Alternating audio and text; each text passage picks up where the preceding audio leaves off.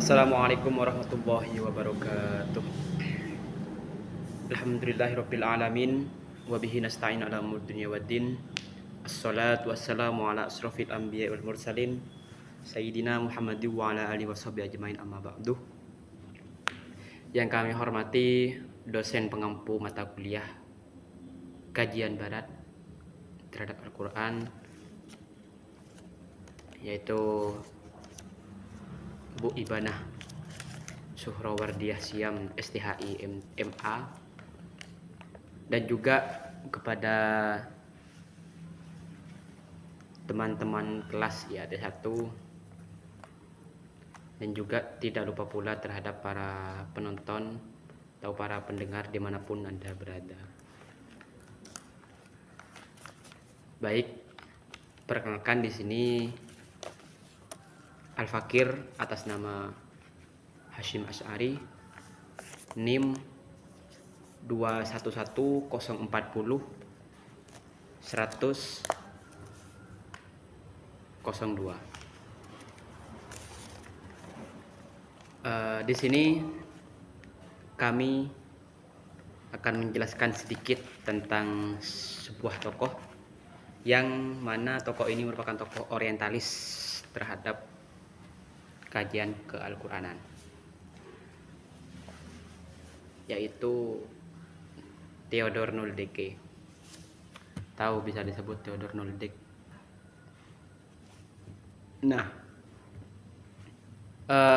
Theodor Noldeke di sini merupakan sebuah tokoh orientalis barat yang mana beliau ini lahir di kota Harburg pada tanggal 2 Maret 1836. Ia juga keluarga yang berpendidikan sehingga sejak kecil ia sudah mengenyam pendidikan secara ketat. Jadi memang Theodor Noldeke ini lahir dari keluarga yang berpendidikan sehingga lingkupannya itu selalu berbicara mengenai pendidikan. Nah, karena Noldeke ini lahir dari dunia pendidikan atau keluarga berpendidikan, maka tentunya Noldeke ini disuruh melanjutkan kepada pendidikan tinggi, sehingga Noldeke ini diterima di sebuah universitas Göttingen yang mana di sana itu belajar bahasa ataupun bahasa Semit, atau kalau sekarang itu bahasa Arab ataupun bahasa Ibrani ataupun Suryani itu. Nah, Noldeke ini ketika belajar di sebuah perguruan tinggi, dia itu belajar bahasa Suryani, bahasa Arab, bahasa Ibrani itu kepada salah seorang sahabat ayahnya yang bernama Ewal. Nah, Ewal ini yang mengajari Noldeke betapa pentingnya bahasa Sanskerta ataupun bahasa Ibrani, bahasa Semit pada Noldeke, sehingga beliau itu melanjutkan sampai ke Universitas Kiel itu. Nah, Noldeke ini apa namanya? Sekarang itu ada di, kalau di anunya itu dari Jerman, kota Jerman, Noldeke. Nah, tapi anehnya itu Noldeke ini tidak bisa atau tidak pernah meneliti teks-teks atau manuskrip yang berada di Arab karena faktor kesehatan ataupun yang lainnya. Jadi walaupun beliau itu meneliti sastra Arab ataupun bahasa Arab, itu tidak tidak meneliti di Arab karena Noldeke itu tercegah dari kesehatannya, begitu. Nah, sekarang kita masuk pada pembahasan inti, yaitu tentang pemikiran Theodor Noldeke terhadap Al-Quran. Apa pikiran atau sebuah imajinasi dari Noldeke ini terhadap Al-Quran? Ini ada 4. Yang terakhir memang sengaja begitu. Yang pertama, keumian Nabi Muhammad SAW. Yang kedua, asal usul teks Al-Quran. Yang ketiga, Al-Quran itu merupakan pengaruh Yahudi. Dan yang keempat, Al-Quran itu bukan wahyu. Ini yang nomor 4 dibedakan sama saya di slide ini, karena memang Al-Quran itu bukan wahyu memang agak kontradiksi banget dengan ajaran kita. Yang pertama kita tentang keumian Nabi Muhammad SAW. Jadi Noldeke ini berpendapat bahwasannya tentang keumian Nabi Muhammad itu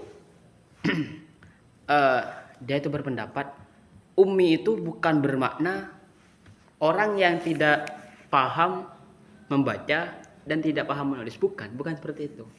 Tapi Noldeke ini mengatakan bahwasannya yang dimaksud oleh ummi di sini adalah orang yang tidak paham terhadap kitab sebelumnya.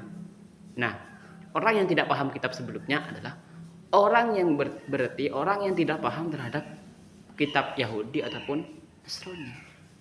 Itu menurut Theodor Noldeke. Nah, hal semacam ini apa dampaknya kepada Al-Quran? Tentunya banyak dampaknya. Salah satunya Nabi Muhammad ini tidak dapat menetralisir, mengklasifikasi mana yang pengaruh Yahudi, mana yang pengaruh Nasrani. Gitu. Arahnya ke sana nanti. Jadi ummi tidak dipahami sebagai orang yang tidak bisa membaca, akan tapi merupakan orang yang tidak mengenal kepada kitab sebelumnya. Nah, kalau kitab sebelumnya ini berarti kan kitabnya Yahudi dan Nasrani, ahlul kitab ini. Nah, ini. Nah, itu yang pertama.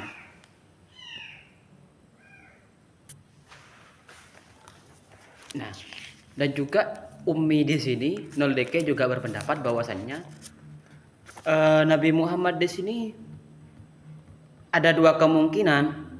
Nah, yang pertama Nabi Muhammad sengaja tidak mau dianggap sebagai panutan yang mampu membaca dan menulis. Karena itulah dia mewakilkan kepada para sahabatnya untuk membaca Al-Quran.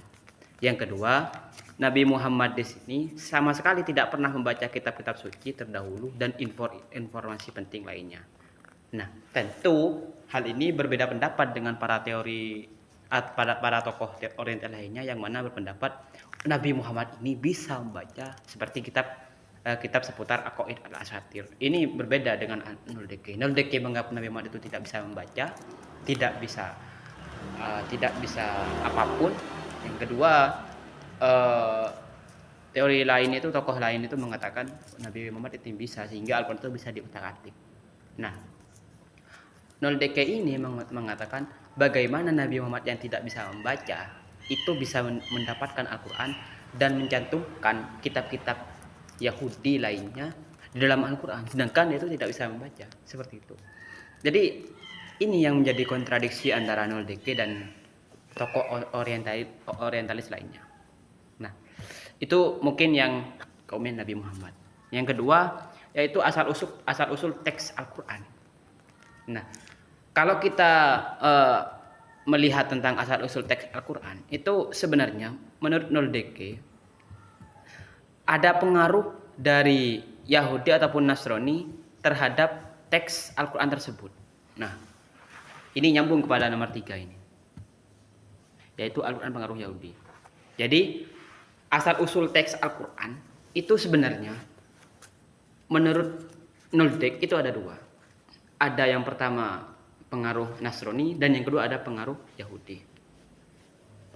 Tapi yang lebih dominan adalah pengaruh Yahudi. Yahudi ini lebih dominan menurut Noldeke itu. Sehingga sama saya dibedakan itu ada 3 itu. Nah, kita langsung ke contoh kepada pengaruh Yahudi itu. Salah satu contohnya itu ketika ada kalimat la ilaha illallah. Nah, kalimat ini ternyata diadopsi dari kitab Samuel juz 2. Ini kitab Yahudi ini. Jadi banyak di sini. Ada yang dari kitab Samuel dan yang lain sebagainya. Nah, di sini bacaan basmalah. Bismillahirrahmanirrahim.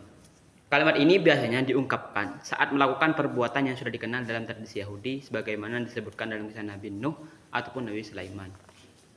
Dari tradisi Yahudi inilah tegas Noldeke mengatakan Muhammad kemudian menirukan hal yang sama terutama pada saat ia di Madinah untuk naskah undang-undang Nabi Muhammad, perdamaian Hudaybiyah dan teks Al-Quran.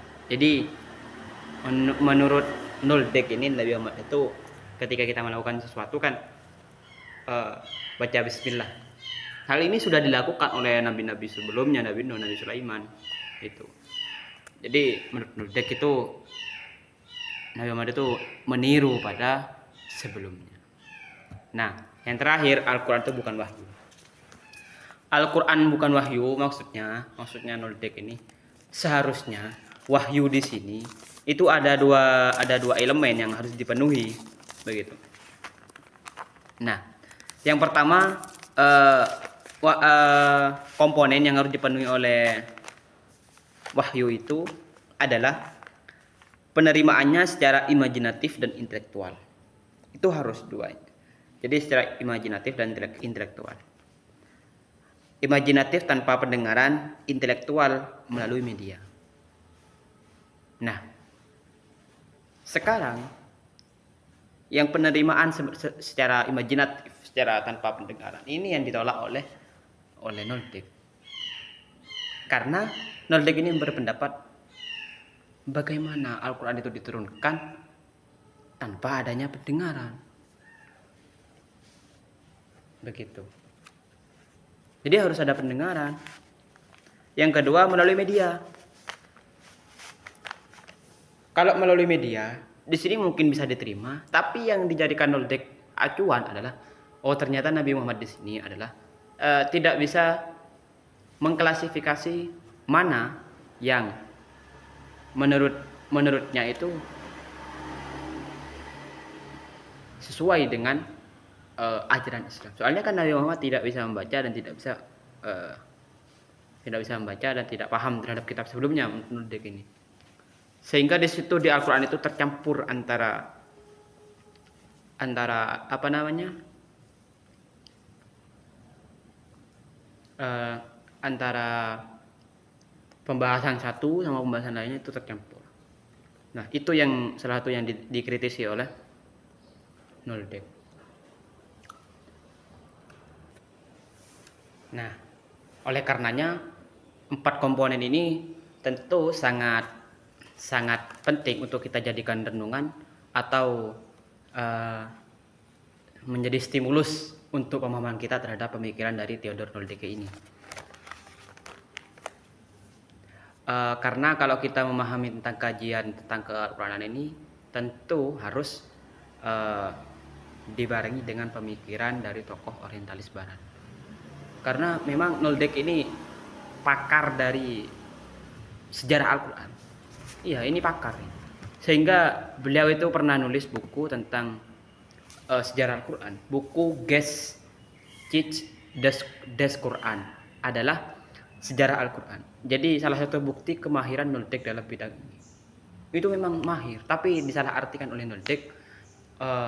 Kepintarannya dalam Al-Quran itu disalahartikan, seperti menganggap Nabi Muhammad ini seperti Al-Quran itu bukan wahyu, pengaruh Yahudi dan lain sebagainya. Itu mungkin itu ya, cuma yang membuat Noldek ini tidak bisa dijadikan pegangan oleh kita sebagai tokoh Muslim ataupun sebagai orang Islam.